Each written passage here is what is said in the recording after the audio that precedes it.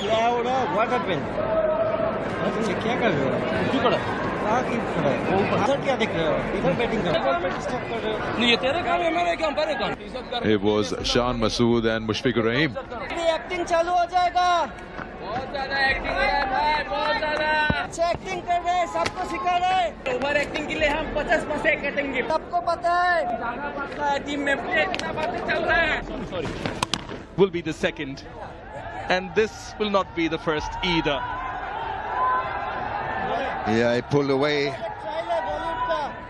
Rizwan is not happy with what is happening over the side screen, and I think that matter has to be resolved. मिल जाएगा। चलो चलो भाई।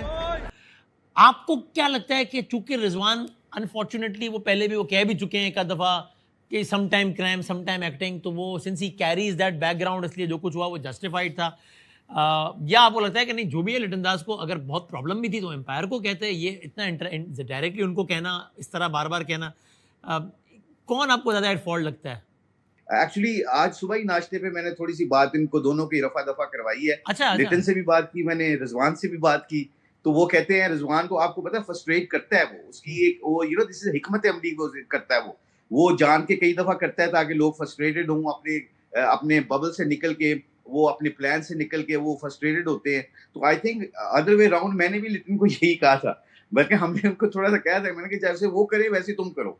तो ऐसी वो बदतमीजी नहीं हुई। होपफुली रिजवान से मैंने पूछा कि बिलो द बेल्ट कोई ऐसी बात ना करे किसी से, मगर ये स्लेजिंग जो है टेस्ट क्रिकेट की ब्यूटी भी है, एक दूसरे को फ्रस्ट्रेट करना, एक दूसरे को तंग करना और उसको अपने प्लान से हटा के उसका माइंडसेट को उससे दूसरी तरफ लेके जाना, इट्स पास टेक्निकली ये एक अच्छी मूव होती है, आपको करना। ऑस्ट्रेलियन बहुत करते हैं। आपकी लिटन से भी बात हुई इस बारे में?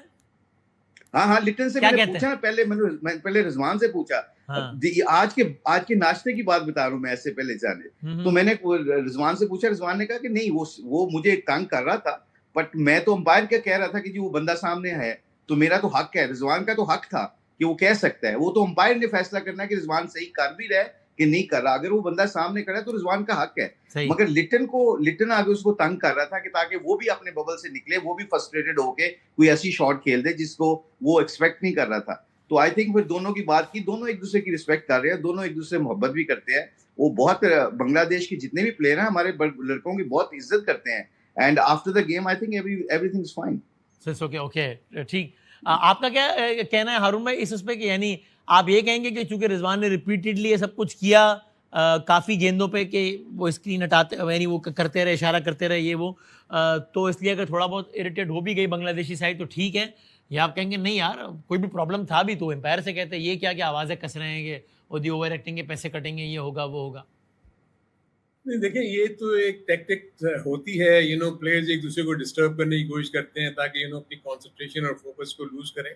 और आपने देखा होगा कि रिजवान, इस तरह के बहुत सारे प्लेयर्स होते हैं, हर टीम में एक आध प्लेयर ऐसा होता है जो वो इरिटेटिंग रोल प्ले करता है ताकि दूसरी टीमों को डिस्टर्ब करे। बट ऑब्वियसली इस चीज को इस लेवल पे तो नहीं जाना चाहिए था, लेकिन अच्छा किया जैसे मुश्ताक ने बताया कि इन्होंने उसको पैचअप करा दिया। लेकिन देखें ये पांच दफा होता है, मुझे अच्छी तरह याद है कि जावेद मियादाद ये रोल प्ले करते थे पाकिस्तान के लिए कि शॉर्ट लेग पे खड़े होके, सिली पॉइंट पे खड़े होके वो डिस्टर्ब करना बैट्समैन को ताकि वो अपना फोकस लूज करे।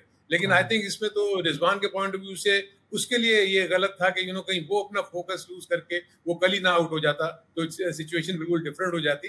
लेकिन आई थिंक इसको आप इस तरह समझेंगे ये एक किस्म की स्ट्रेटजी का हिस्सा होता है। बाज टीमें अपने अपने प्लेयर्स को बाकायदा कह के जाती हैं कि यार तुमने इसको तंग करना है, तुमने इसको करना है ताकि वो डिसफोकस हो। मुश्ताक भाई आप कुछ कह रहे थे आखिर में?